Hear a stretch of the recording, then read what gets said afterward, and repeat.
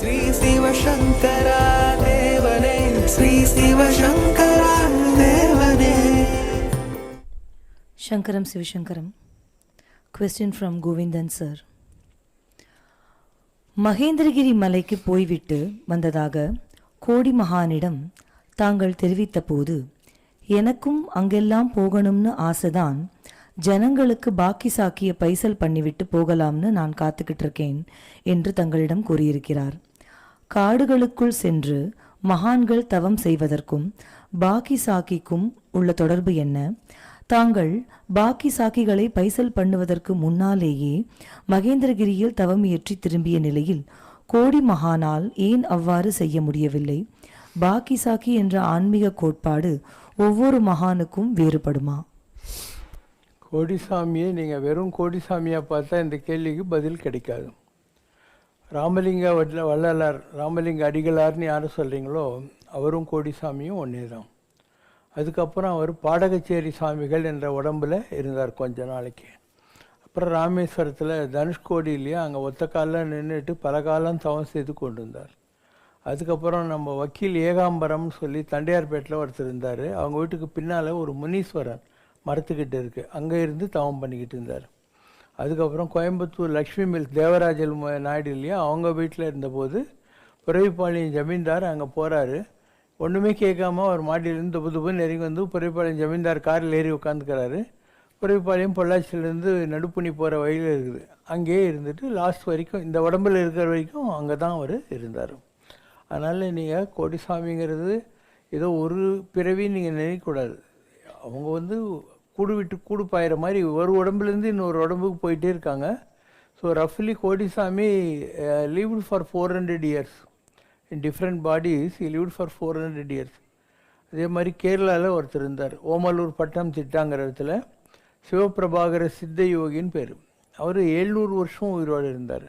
இந்த மாதிரி சில பேர் அந்த உயர்நிலைகளை தொட்ட பின்னால் ஒரே உடம்புல அவ்வளோ வருஷம் இருக்கிறது கஷ்டம்.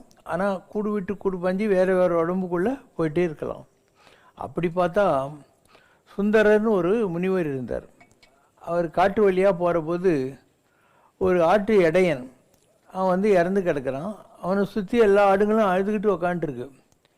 இவன் எவ்வளோ நல்லவனாக இருந்தால் ஆடுங்கள்லாம் இவனுக்காக அழுவோம் அப்படின்னு சொல்லி தன்னுடைய உடம்பை ஒரு குகையில் வச்சுட்டு கூடு விட்டு கூடு பாஞ்சு அந்த மூலன்னு இருந்தான் இல்லையா ஆட்டு இடையன், அவன் உடம்புக்குள்ளே போயிட்டு ஆடுங்கள்லாம் மேய்ச்சின்னு வீட்டுக்கு போகிறாரு.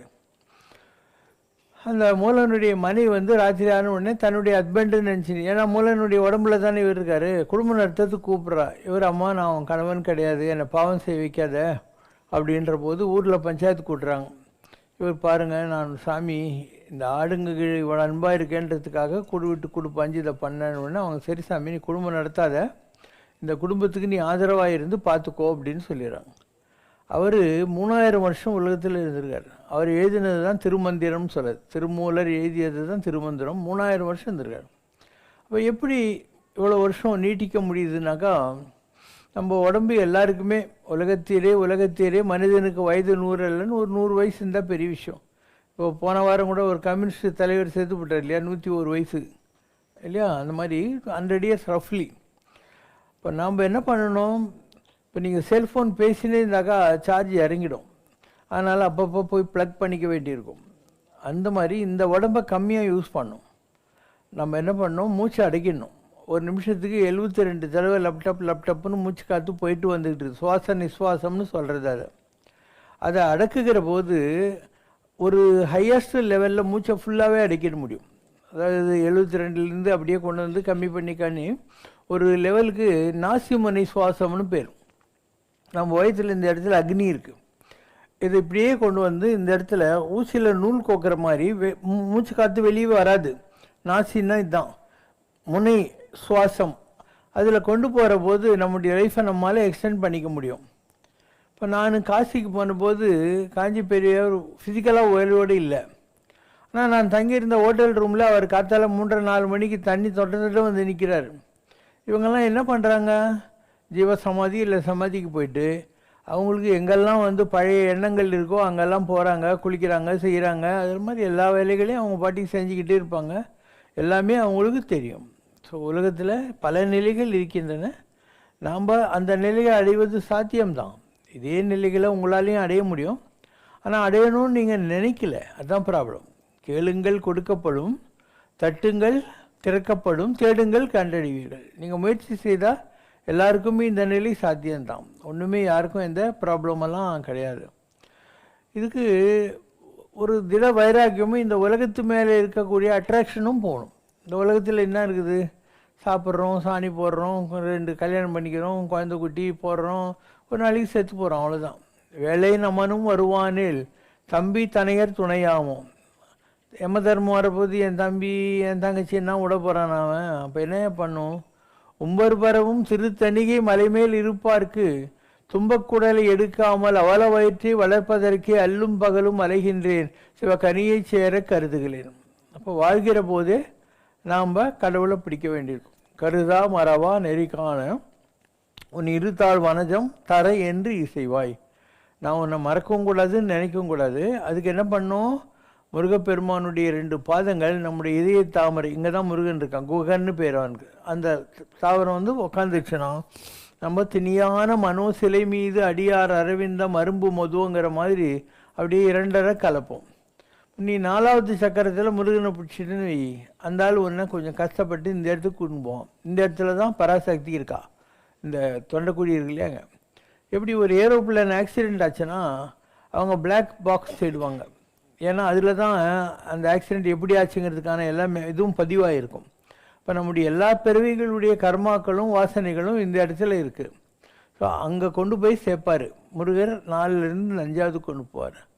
அம்பாள் என்ன பண்ணுவான்? உன்னுடைய கர்மாவெல்லாம் கழிச்சிட்டு உன்னை இந்த இடத்துக்கு கொண்டு போய் சேர்ப்பான்.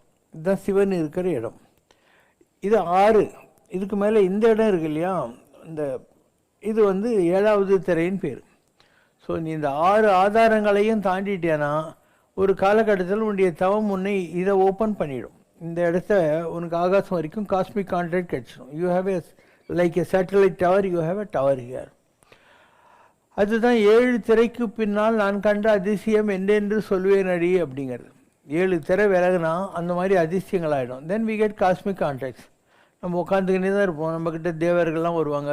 நம்மளை யாராவது எந்த ஊர்லேருந்தாவது நினச்சாங்கன்னா இந்த ஒளியில் 1,86,000 போதில் இந்த ஸ்பீடில் அதில் அவங்கள பார்க்கலாம். அவங்க நம்மளை ஏதோ ஒரு குறைக்காக நினச்சாங்கன்னா அழுதுகிட்டே இருப்பாங்க. அவங்க ஒரு மரியாதையை நினச்சாங்கன்னா நம்மளை தொட்டு கும்பிட்ற மாதிரி ஒரு ஃபீல் வரும் நம்மளுக்கு.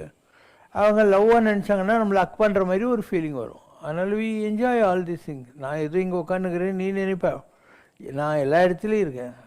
It's very difficult to reach where I am today.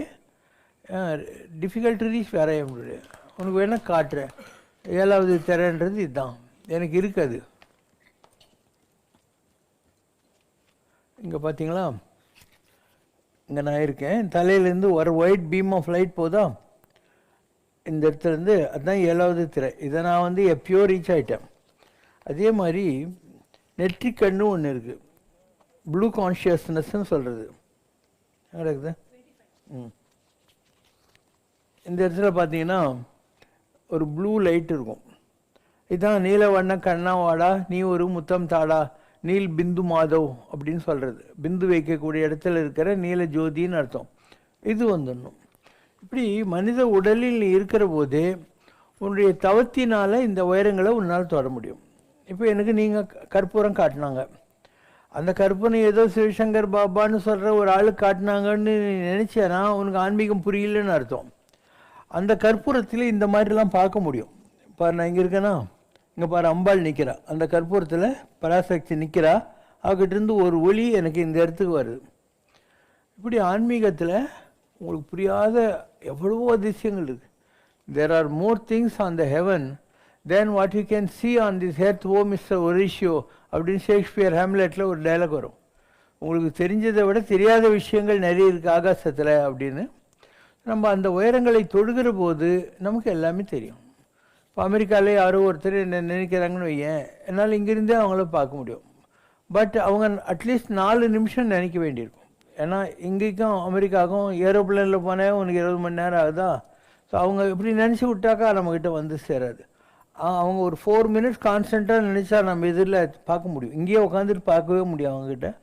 இப்படி ஆன்மீகத்தில் மிக அதிசயமான நிலைகள் இருக்குது. நீங்கள் பார்க்குற நார்மல் சாமியாருங்கெல்லாம் இருக்காங்க இல்லையா, அவங்கெல்லாம் ஏதோ படிச்சிருப்பாங்க, வேதம், கோயில், பூஜை இதெல்லாம் அவங்களுக்கு தெரியும். இதெல்லாம் ஒரு ஜீவன் முக்த நிலையை அடைஞ்சவங்களுக்கு தான் கிடைக்கும். ஜீவன் முக்தின்றது என்ன? இந்த உடம்புல நாம் வாழ்கிற காலத்திலேயே உடம்புக்குள்ளே இருக்கக்கூடிய ஜோதியை தனியாக பிரிக்கணும். இந்த உடம்பு ஜோதி ரெண்டும் ஒன்றுத்து ஒன்று விட்னஸ் பண்ணும். உடலும் தானே உயிரும் நோக்கொட்டி பார்த்திட்டான்னுவாங்க. உடல் உயிர் ரெண்டும் ஒன்றுக்கு ஒன்று வேடிக்கை பார்க்க ஆரம்பிச்சிடும். ஸோ அதுதான் லிபரேஷன் சொல்கிறது. வாழ்கிற காலத்திலேயே இந்த உடம்பு என்ற சிறையில் இருந்து ஆத்மா என்ற அந்த ஜோதியை வெளியே எடுக்கணும். அப்போது இந்த மாதிரியான விஷயங்கள்லாம் உங்களுக்கு புரிய ஆரம்பிச்சிடும். அதனால் ஒரு மகான்னா அந்த மகான்கிட்ட ஜனங்க போகிறாங்கன்னா எல்லா மகான்கிட்டையும் எல்லோரும் போக முடியாது. உங்களுக்கும் அந்த மகான்கிட்ட இருக்கிற ஆத்மாவுக்கும் பழைய கனெக்ஷன் ஏதாவது இருக்கும். அப்போ நீங்கள் அவங்கக்கிட்ட போவீங்க, உங்களுக்கு அங்கே போனால் ஏதோ ஒரு நல்லது நடக்கும், உங்களுக்கு ஆட்டோமேட்டிக்காக நம்பிக்கை வரும். இப்படி தான். அந்த கேள்வி என்ன, நான் மகேந்திரகிரி மலைக்கெல்லாம் போயிட்டு வந்தேன். மகேந்திரகிரி சாதாரணமாகலாம் போக முடியாது, அது வந்து ரொம்ப கஷ்டமான ஒரு காடு. அதை பற்றி இங்கே மீனாட்சி கணபதி நாடின்னு விநாயகர் நகர் மயிலாப்பூரில் ஒன்று இருக்குது. அதில் மகேந்திரகிரி காட்டை பற்றி சில வர்ணனைகள் இருக்கும். பூர்வாங்கத்தை கவனிக்கும் போது வேத விற்பனராகத்தான் இருந்தாய். வேதத்தின் ஆதாரங்கள், மூலிகைகளின் விஷயங்கள் பலதும் உனக்கு புரியும். தெய்வ சித்தங்களைக் கண்டு கருத்துள்ள கற்பங்களை உண்டு வந்த புத்திரரும் நீ.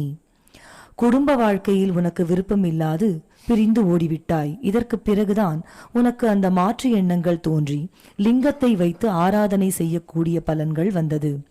அகஸ்தியர் வாழ்ந்திருந்த கூடத்தின் மேலேதான் கல்யாண தீர்த்தத்திற்கு மேலே நல்லதொரு சிவலிங்கம் தோன்றப்பட்டது. அங்குதான் நீ இருந்து பூஜித்துக் கொண்டிருந்தாய். மகேந்திரகிரியை காணக்கூடிய காலங்கள் நல்லதொரு ஆடி மாதத்திலே அமாவாசை வரும்போது அல்லது 18ஆம் பெருக்கு வரும்போது தோன்றும் இந்த பருவ காலம்தான் அதற்கு ஏற்ற காலமாகும். அந்த காலத்திலேதான் இதை காண்பது நல்லது என்றே கூறிவிட்டேன். அங்கே மலைச்சுனை இருக்கும். தோன்றும் அந்த மலைச்சுனையிலேதான் தீர்த்தம் எங்கிருந்து வருகிறது என்றே தெரியாது. நல்லதொரு பூஜை பண்ண பல பெரியவர்கள் இங்கே உடன் இருப்பார்கள். தோன்றும் அவர்கள் மறைந்து மறைந்து இருப்பார்கள். பெரிய மண மாலை இருக்கும். தினமும் பூஜை நடக்கக்கூடிய காட்சி இருக்கும். காண்பது கஷ்டம். அந்த இடத்தை கண்டு தொடர்ந்து அங்கு சற்று நேரம் நிஷ்டையிலிருந்து பெரிய பலத்தோடு வந்தால் இனிதான ராகு உனக்கு எல்லா தோஷங்களையும் நீக்கி கொண்டு விடுவார் என்றே கூறிவிட்டேன். தெய்வ வழியிலான தொண்டு இரு தெய்வத்துக்கும் இணைந்து பிறந்த புத்திரரும் ஹரிஹரனாகி உள்ளவனே ஆராதிக்க கூடிய பலன் உனக்கு இருக்கும். நல்லதொரு பூர்வீகத்திலே நல்ல ரிஷி புங்கவர்களோடும் நலமான தவக்கூடங்களில் வாழ்ந்து வந்த புத்திரர்களோடும் என்றும் இருந்தாலும் குடும்ப பாரத்தை ஏற்கவில்லை. இனிதான சோதர பாரத்தை ஏற்கவில்லை. பூர்வீக தவக்கூடத்தை இப்போது கூட காணலாம் என்றாலும் எப்படியும் ஒரு பெரிய தபஸ்வினி பெண்ணால் தான் அதை காண முடியும். எல்லோரும் சென்று காணக்கூடிய கூடமாக அது இருக்க முடியாது. இன்று இருக்கக்கூடிய தவக்கூடம் பெரிய அமைப்பில் உள்ளது. மற்றவர்கள் வந்துவிடாத வண்ணம் சுற்றிலும் அக்னியை அமைத்து ஒரு பெரிய மலை குகையை உண்டாக்கி இதற்குள்ளேதான் அந்த ரிஷிகள் தவத்தை செய்கின்றார்கள். பெரிய யானை காடுகளும் கருத்தான வன சஞ்சாரங்களும் உள்ள இடங்களாகும். தோன்றும் அந்த அருவி தீர்த்தங்கள் வழிந்தோடக்கூடியதாகும். தோன்றும் அந்த ஆலமரமே பெரிய விருட்சமாகும். ஆலவிழுதின் கீழ் வழியாகத்தான் அந்த குகைக்கு செல்ல முடியும். அப்படித்தான் அந்த குகை இப்போது கூட இருக்கிறது.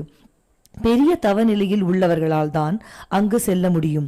இந்த தவநிலையில் உள்ளவர்களை கண்டால்தான் அந்த யானைகளும் வழிவிடும். அந்த இருக்கும் அந்த இடம் எப்படி இருக்கும் என்ன ஏதுன்ற மாதிரி. ஸோ நான் அங்கெல்லாம் போயிருக்கேன், தன்னந்தனியாக போயிருக்கேன். காட்டு 3 மலையை தாண்டி 4வது மலை தன்னந்தனியாக காட்டில் இருந்திருக்கேன். நான் அங்கே இருப்பேன். அந்த இடத்துல பாம்பெல்லாம் வந்து செஸ்ட் மேலே உட்காரும். நான் உட்காந்து தியானம் பண்ணியிருந்தால் பக்கத்துலேயே வந்து கரடியெல்லாம் கே வாக்கிங் போகும். உன்னால் அப்படிலாம் இருக்கும், சோர்த்தனி இல்லாத இருக்கணும். ஸோ இப்படிலாம் பல கஷ்டங்களை பட்டு தான் ஒரு சிவசங்கர் தன்னை பாபாவை என்று அறிந்து கொண்டார். தன்னை அறிந்தின்புறவே வெண்ணிலாவே ஒரு சந்திரமணி சொல்ல வேண்டும் வெண்ணிலா வேணும். ஸோ அதெல்லாம் போய் சுற்றி பார்த்துட்டு நான் கோடிசாமிக்கிட்ட வந்தேன். கோடிசாமி ரொம்ப பெரிய நிலை. நான் சொன்னேனே அவரே எவ்வளவோ பிரிவுகளெல்லாம் எடுத்திருக்கார். அவர்கிட்ட நான் சொல்கிறேன், சாமி நான் மகேந்திரகிரிக்கு போயிட்டு வந்துட்டேன். அதுக்கு அவர் என்ன சொல்கிறாரு, எனக்கும் கூட அங்கெல்லாம் போகணும் தான், இந்த ஜனங்களுக்கு கொஞ்சம் பாக்கி சாக்கி பண்ணிட்டு போகணும் அப்படின்னாரு. அவரும் அந்த மாதிரி இடத்துக்கு போய் அமைதியாக இருக்க ஆசைப்படுறாரு. ஜனங்களுக்கு பாக்கி சாக்கின்னா என்ன? இப்போ கோடிசாமி நீங்கள் யாரை சொல்கிறீங்களோ அவர் வந்து ராமகிருஷ்ண பரமஹம்ச குரு தோத்தாபுரியாக இருந்திருக்காரு. தான் ரிஷி மூலம் நதி மூலன்றது. இப்போ உலகத்தில் கோடிசாமி பாடகச்சேரி சாமியாக வந்தார், தோத்தாபுரியாக வந்தார். இப்படி எத்தனையோ பிரிவு எடுத்த போது அவருக்கு யாரோ வந்து சாப்பாடு கொடுத்துருப்பாங்க, எங்கள் வீட்டு திண்ணையில் உட்கார் சாமின்னு சொல்லியிருப்பாங்க, ஒரு ஷர்ட்டு வாங்கி கொடுத்துருப்பாங்க. அவங்க எல்லாருக்கும் இவர் கடன் ஆயிடுறாரு. இந்த பிரிவில் இவர் சாமியாகி உட்காந்தா கூட யாரெல்லாம் இவர் இவ்வளோ பெரிய நிலைகள் தொடுறதுக்கு ஒரு அணில் மாதிரி, கரடி மாதிரி, குரங்கு மாதிரி ஒத்தாசையாக இருந்தாங்களோ அவங்கெல்லாம் உலகத்தில் இருப்பாங்க இல்லையா, அவங்கெல்லாம் இவர்கிட்ட வருவாங்க. பழைய கனெக்ஷன் இருக்கிறதுனால இவர்கிட்ட வருவாங்க. அவங்களுடைய ஏதோ ஒரு குறையை இவர் தீர்த்து வைக்கிற போது அவங்க இவர் கொடுத்த அந்த காப்பி, டீ, பன்னு அதுக்கெல்லாம் இவங்க கடன் கழிக்கிறாங்க. இப்படி தான் ஆன்மீகம் என்பது. அதனால் எந்த மகான்கிட்டையும் யாரும் சும்மா போகிறதில்ல. ஏதோ ஒரு பழைய கனெக்ஷன், ஏதோ ஒரு பிறவியினுடைய விட்ட குறை தொட்ட குறை இருக்கு இல்லையா, அதனால் வருது. அப்போது அவர்கிட்ட நான் முதல்ல போகிறேன், கோடிசாமிக்கிட்ட போயிட்டு எனக்கு நான் பீ தெரியும். ஏன்னா 26 ஜனவரி 1984 I had the experience of death. Mantralayam Raghavendra Swami Anna நகரில் என் வீட்டில் நான் இருந்தபோது எழுறான்னாரு, உன் பொண்ணத்தை பாடுறான்னாரு. நானும் ராகவேந்தரும் பக்கத்து நிற்கிறோம். என் உடம்பு நான் எப்படி இருப்பனோ அப்படியே இறந்து கிடக்குது. என் உடம்புலேருந்து ஒரு 5 தலை பாம்பு பழனியன் ஆண்டவனுக்கு இடது பக்கத்தில் போய் நிற்கிது. தலையிலேருந்து கால் வரைக்கும் ஒரு கோல்டன் செயின்ட்டாக மாறிடுது. பௌர்ணமிக்கு 8 ரூபா, 11 பௌர்ணமி அப்படின்னு 2 மந்திரம் கொடுக்குது. அஷ்டமா சித்திகளை நாங்கள் 8 ரூபான்றோம். 11 பௌர்ணமிக்குள்ளே உனக்கு அக்கல்ட்ட பவர்ஸ் எல்லாம் கிடைக்கும் அப்படின்னு சொல்லி அந்த காட்சி தான் எனக்கு முதல்ல வந்தது. ராகவேந்தர் வந்தது. இப்படி ஒவ்வொன்றுத்துக்கும் காரணக்காரி இருக்கும். அந்த அனுபவம் வந்தால் தான் அதுக்கு டெத் எக்ஸ்பீரியன்ஸு பேர். ஆத்மாவும் சரீரமும் பிரியணும். அது ராகவேந்தருடைய அருளால் நமக்கு கிடச்சிது. அப்புறம் இப்படி காடு மூடெல்லாம் சுற்றிக்கிட்டு உட்காந்து இருந்தோம், எல்லாம் பண்ணோம். ஒரு 5 இயர்ஸ் கழித்து திருவண்ணாமலையில் விசிறி சாமியார் இருந்தார். அவர் தான் சொன்னார், நீ ஒழுங்காக போய் உன் குடும்பத்தை எல்லாத்தையும் விட்டு ஓட்டேன். நான் எனக்கு ஒய்ஃபு, பையன், பொண்ணெல்லாம் இருந்தாங்க.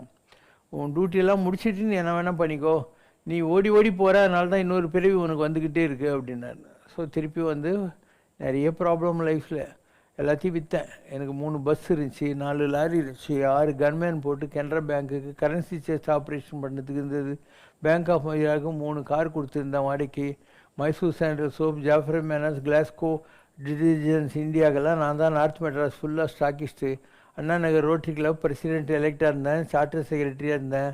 மெட்ராஸ் லாஜிஸ்டிக் அசோசியேஷன் 14 வருஷம் தலைவராக இருந்தேன்.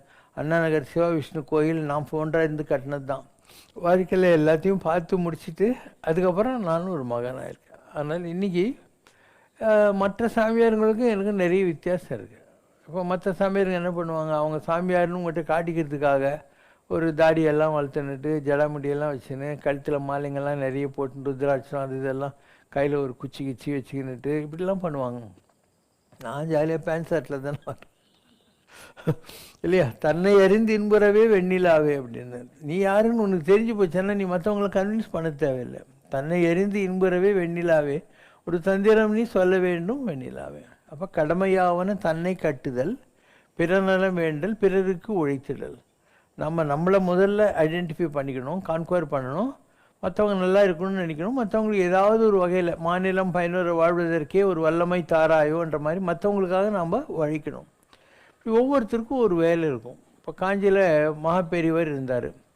அவருக்கு என்ன வேலை, ஒரு 75 வருஷ காலம் பிள்ளையார் சிலையாக போட்டு வடை பூணூலாக 6 வேதங்களெல்லாம் நெருப்பில் போட்டு பொசுக்குன்னு சொன்னேன். ஒரு நாத்திகம் பேசி நாத்தெழும்பேரிய கூட்டம் இந்த தமிழ்நாட்டில் இருந்துச்சு. அப்போ வேதங்கள் வேத சமரஷ்டெலாம் அழிஞ்சு போயிருந்துச்சு. வீட்டை விட்டு வெளியே வர்ற போது அவன் விபூதி வைந்து மற்றவங்க கிண்டல் அடிப்பாங்கன்ட்டு அழிச்சிட்டு வந்துருந்த ஒரு காலம். அப்போ அவர் தான், உங்கள் பெரியவாள்லாம் எவ்வளோ பூஜை பண்ணியிருக்கா தெரியுமா, நீ வந்து ஒரு அதமப்பட்ச பரிகாரமாக டெய்லி ஒரு 1/2 மணி நேரமாவது வேதம் பண்ணு, இந்த மாதிரிலாம் எல்லாரையும் திருத்தி கொண்டு வந்தார். அவருடைய வேலையை அதுதான். அவரே எழுதியிருக்கார் 132வது பக்கம் தெய்வத்தின் குரலில், வேத சமரட்சணம் ஏன் ஆயுள் கால தொழிலாக மாற வேண்டும்னு எழுதியிருக்கார் ஒரு ஆர்டிக்கல். அவருடைய ஜாதகமும் என் ஜாதகம் ஒன்று. அவருக்கு சனிக்கேது உச்சம் ஜாதகத்தில், எனக்கும் சனிக்கேது உச்சம்.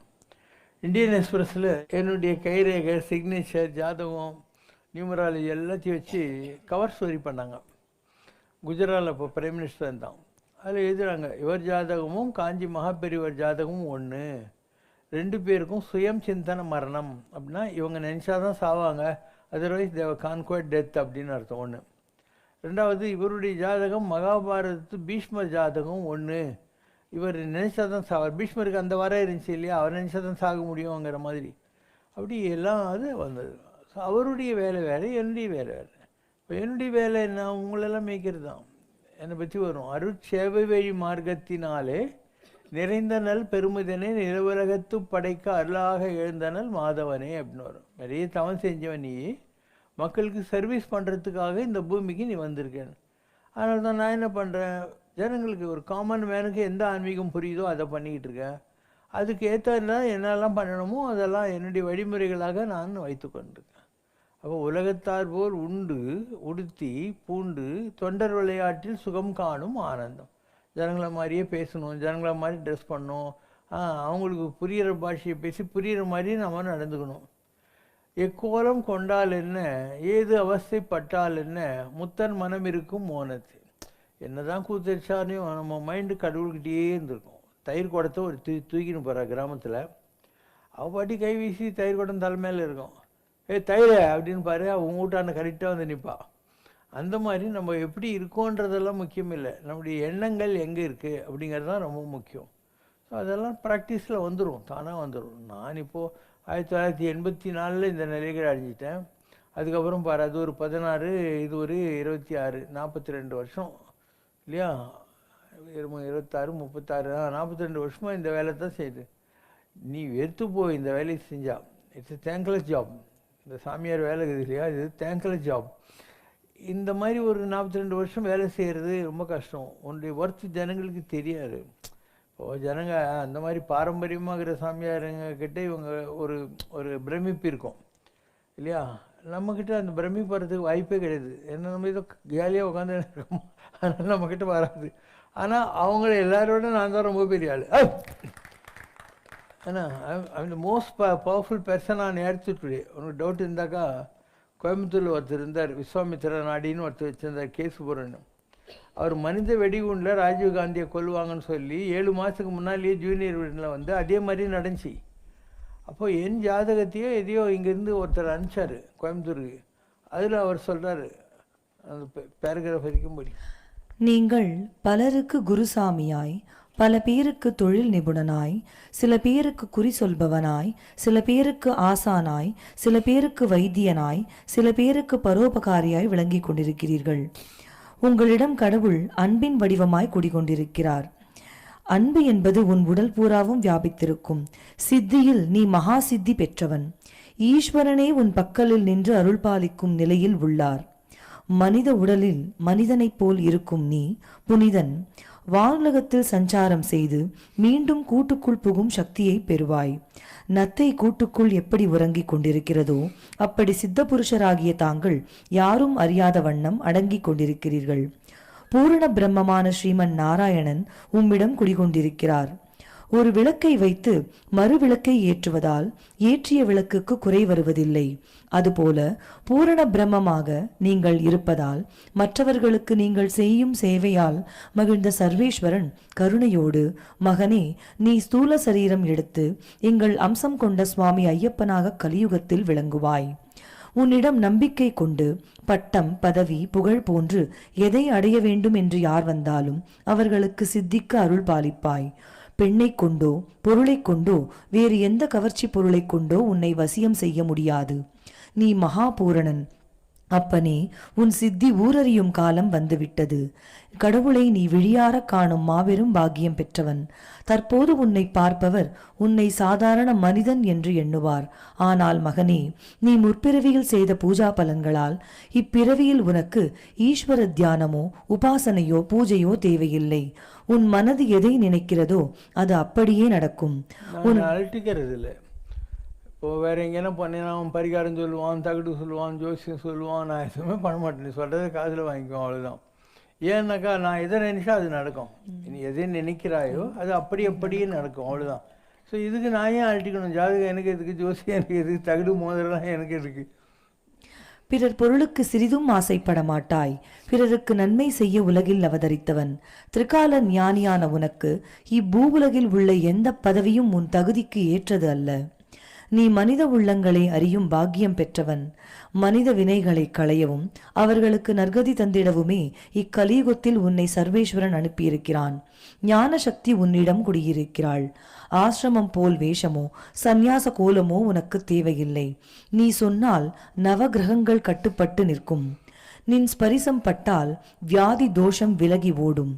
ஏவல் பில்லிகளில் துயர்படுவர் துயரினை நீ துடைப்பாய். உனக்கு நெற்றிக்கண் உள்ளது, அது மற்றவர் கண்ணுக்கு தெரியாது.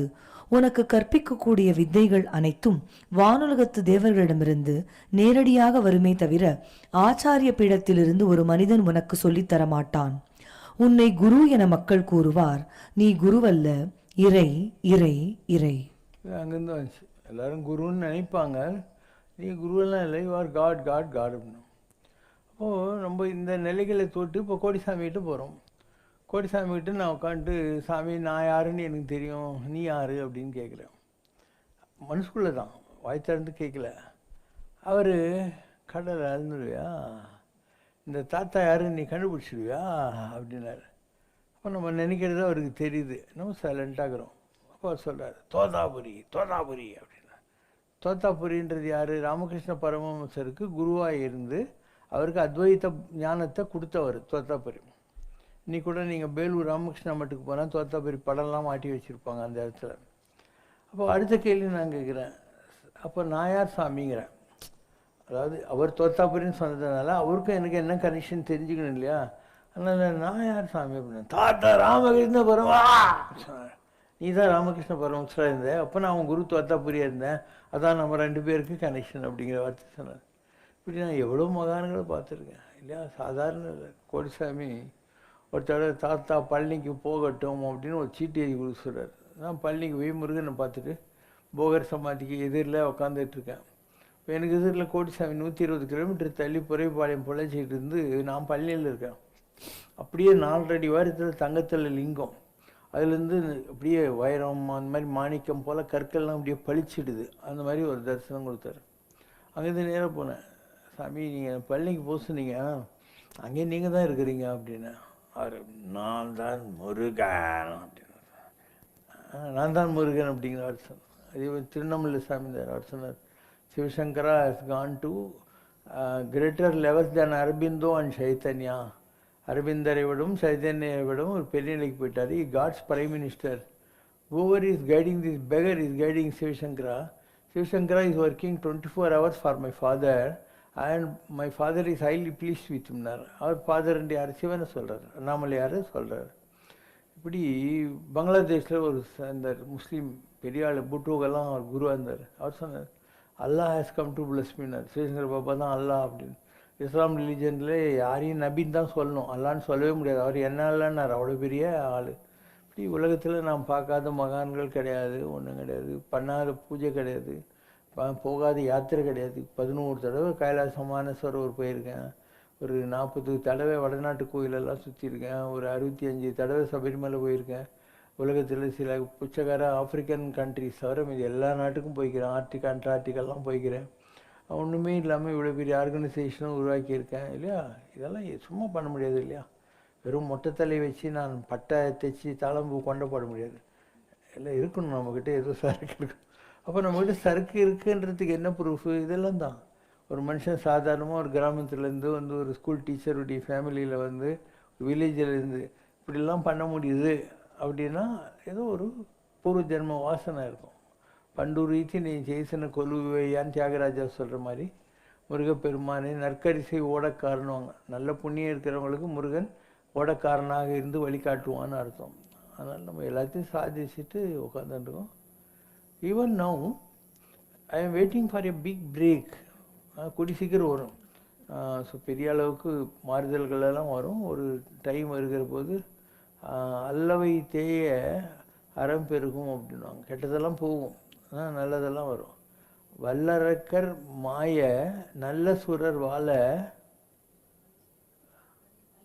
இதெல்லாம் இருக்குது. அள்ளி விழியாலே அல்லி விழியாலும் முல்லை நகையாலும் அல்லல் பட ஆசை கடலையும் அள்ளவினிதாகி நள்ளிரவி போலும் உள்ளவினையார தனமாறும் இல்லுமிளையோரும் மெல்ல அயலாக வல்லருமை மாய சமனாரும் எள்ளியன தாவி கொள்ளை கொள்ளும் நாளில் உயவொரு நீ பொன் கழல் தாராய் வல்ல சூரர் மாள நல்ல சூரர் வாழ வல்லை வடிவேலை தொடுவேனே வள்ளை படச்சாரல் வள்ளிமலை மேவும் வள்ளி மணவாள பெருமாளே தொல்லை மறை தேடி இல்லை எனும் நாதர் சொல்லும் உபதேச குருநாதா துள்ளி விளையாடும் புள்ளியுடை நாண வெள்ளிவன மீது துறைவோனே வல்ல சுரர் மாள நல்ல சுரர் வாழ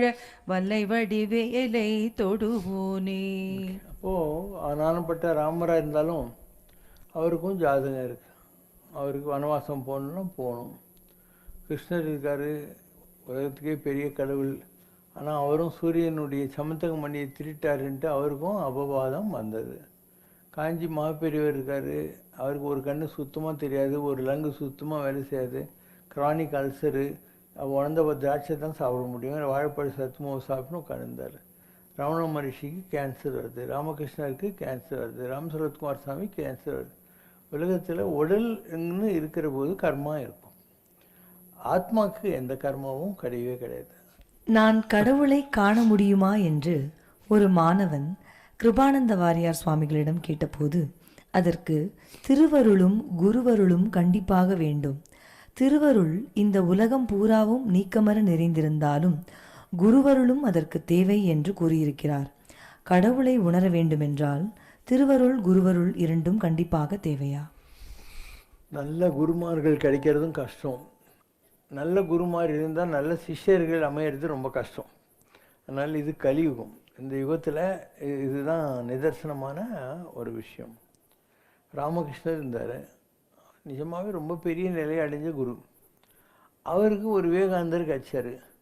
அந்த காலத்தில் இன்னொரு பெரிய மகான் இருந்தார், பாகாரி பாபான்னு சொல்லிட்டு தோத்தாபுரின்னு. அவங்கக்கிட்ட நிறைய கூட்டம்லாம் இருக்கிறத பார்த்த உடனே ராமகிருஷ்ணன் சாதாரண சாமியார் போல இருக்குது, இவர் தான் கரெக்டு அப்படின்னு கட்சி மாறலான்னு பார்க்குறாரு. அப்போ பூமிக்கு ஆகாச நடுவில் ராமகிருஷ்ணர் பார்த்து கோபமாக மறைக்கிறாரா, பயந்து போய் தான் விட்டார். அதுக்கு முன்னால் கிருஷ்ணர் அர்ஜுனன் நரநாராயணர்களாக இருந்து உலகத்துக்கு வந்தவன். கிருஷ்ணர் மகாவிஷ்ணு, அர்ஜுனன் இந்திரன் இல்லையா, அவனுடைய ரெப்ளிகா குந்தி தேவி இந்திரன் நினச்சி பெற்ற குழந்தை. தேரில் இருந்து ஒவ்வொரு காலகட்டத்திலையும் அவனை காப்பாற்றுறது கிருஷ்ணர் தான். யுத்தமெல்லாம் முடிஞ்சு போகுது. கிருஷ்ணர் சொல்கிறாரு, அர்ஜுனா குதிடா தேரை விட்டுன்னு. இல்லை, நான் தான் எஜமான, நீ தேர் வெட்டி ரூல் பண்ணி நீ தான் முதல்ல குதிக்கணும், அப்புறம் தான் நான் குதிப்பேன்னா. தயவு செஞ்சு குதிடான்னு கெஞ்சிறாரு. அவன் தொலையுதுன்னு இறங்குறான்.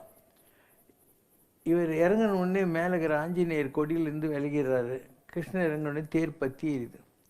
கிருஷ்ணர் சொல்கிறாரு, ஒரு அஸ்வத்தாமனும் கர்ணனும் எவ்வளோ பெரிய ஆளுங்க, துரோணனும் பீஷ்மரும் எல்லாம் விட்ட அஸ்திரங்கள் எல்லாம் இந்த தேரில் இருக்குடா. நான் உயிரோடு இருக்கிற வரைக்கும் இந்த தேர் எரியாது, நான் இறங்கிட்டா எரிஞ்சிருக்கோம். ஆனால் நீ என்ன இறங்க சொன்ன, நீ எரிஞ்சு போயிருப்படா, அதுக்கு தான் நான் உன்னை இறங்க சொன்னேன்னாரா. அப்போ இவ்வளோ பெனிஃபிஷரியாக இருந்த ஒரு அர்ஜுனனுக்கு ஏன் கிருஷ்ணர்கிட்ட அந்த லாயல்ட்டி வரல, ஏன் அவனுக்கு அந்த நம்பிக்கை வரவே இல்லை இல்லையா? அதனால் நீ எந்த ஒரு புராணத்தை பார்த்தாலையும் எல்லாமே இந்த மாதிரி தான் நிகழ்ச்சிகள் இருந்திருக்கும். அதனால் இந்த கலியுகத்தை பொறுத்து மாத்திரம் ஒரு நல்ல குரு இருந்தால் கூட நல்ல சிஷ்யங்க இருக்க மாட்டாங்க.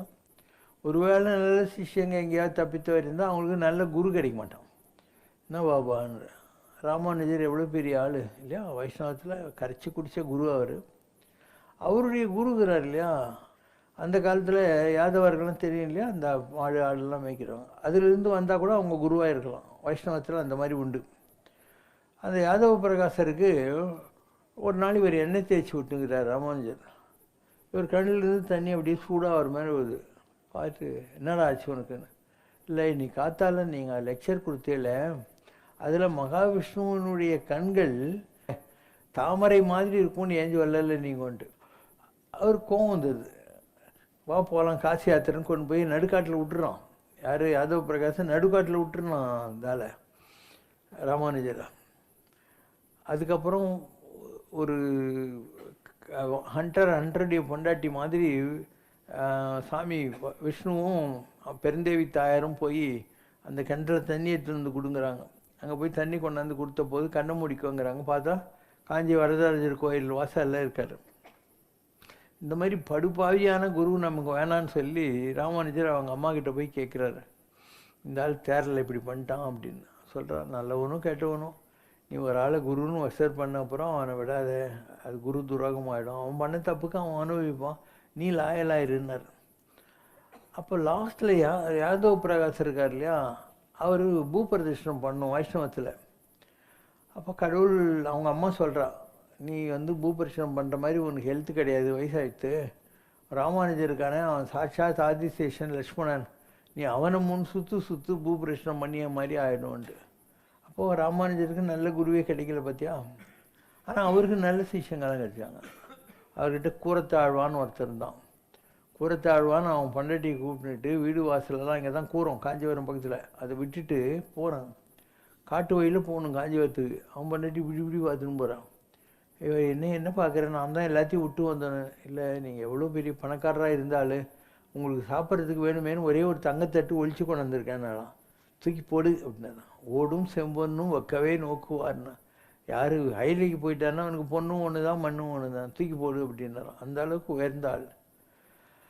அப்போ கூரத்தாழ்வான அந்த கிருமிகண்ட சோழன்னு ஒரு ராஜா இருக்கான். நீங்கள் பார்த்துருப்பீங்க தசாவதாரம் சினிமாவில் ஓப்பனிங் சீனில் கமல்ஹாசனை குடும்பம்லாம் படுத்துவான் இல்லையா, நெப்போலியன். அந்த ஆள் அதுதான் கிருமிகண்ட சோழன். அவன் வந்து ராமானுஜரை கூப்பிட்டு விடுறான். எதுக்குன்னா அவரை வந்து சைவ சமத்துக்கு மாற்றிட்டாக்கா எல்லாரும் சைவத்துக்கும் மாற்றிடுவாங்க இல்லையா, அதுக்காக. சிஷ்யன் சொல்கிறான், அவன் நல்லவன் கிடையாது, நீங்கள் உங்கள் காவி ட்ரெஸ்ஸை எனக்கு கொடுத்துருங்க, ஏன் ஒயிட் ட்ரெஸ்ஸை போட்டுன்னு நீங்கள் மைசூர் காட்டு வழியாக சத்தியமங்கலம் வழியாக தப்பிச்சு மைசூருக்கு போயிடுங்க, அங்கே ஹொய்சாளர்கள் ஆட்சி நடக்குதுன்ட்டு ராமானுஜன் அங்கே அனுப்பிச்சிடுவோம். இவன் வந்து ராமானுஜர் இல்லைன்னு தெரிஞ்ச உடனே நெருப்பு ஈட்டி எடுத்து ஒரு கண்ணை குத்துறதுக்கு வராங்க. அவர் சொல்கிறார், இந்த பாவியை பார்த்த கண்ணு எனக்கு என்னத்துக்கு, அவரே வாங்கி குத்திக்கணும் குருளை போடுறாரு. பின்னால் ராமானுஜர் சொல்கிறார், என்னால் தானே உனக்கு அனுபவிச்சு, நீ வந்து காஞ்சிபுரத்துக்கு போய் வரதராஜர்கிட்ட இரு, நானும் ப்ரே பண்ணுறேன், உனக்கு கண்ணு கிடைக்கும். இவர் வரதராஜர்கிட்ட வராரு. அப்போ இவருக்கு தரிசனம் கொடுக்கறதுக்கு வரதராஜர் ரெடி. சொல்கிறாரு, நான் பெற்ற பேர் நல்லூரானும் பெற வேண்டுவனேங்கிறார். பெருமாள் தலையில் அடிச்சுக்கிறார், நீ என்ன லூசாடா, எவனால் கண்ணு போச்சோ அவன் தான் நல்லூரான். ஸோ அவனுக்கும் என் தரிசனம் கிடைக்கிறேன்னு சொல்கிறியே அப்படின்னு.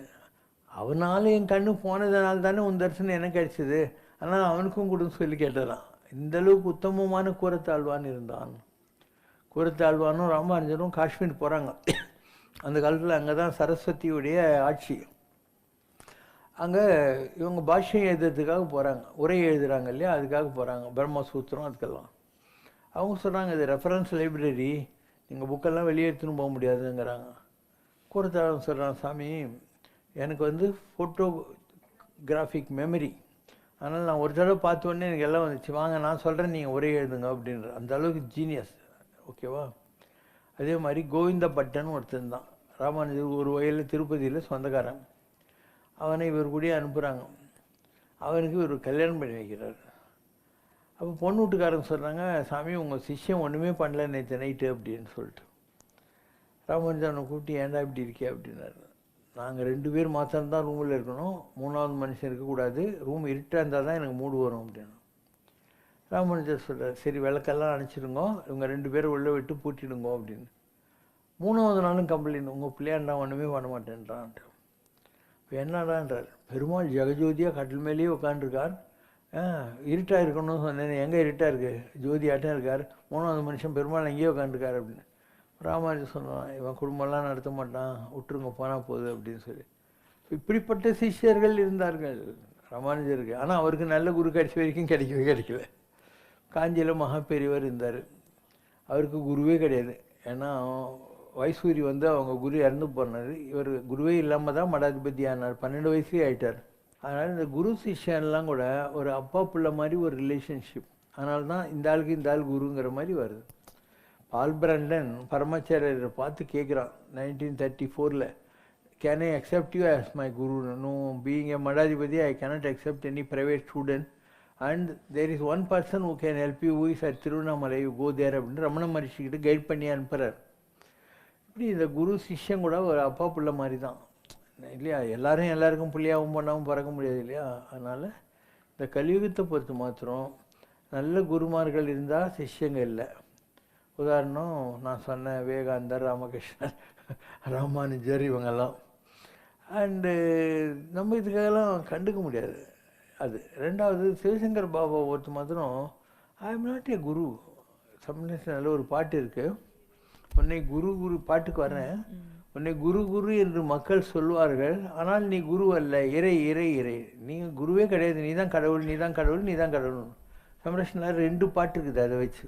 குருவல்ல இறையல்லவோ எம் குல தெய்வம் மாலல்லவோ, நீர் குருவல்ல இறையல்லவோ,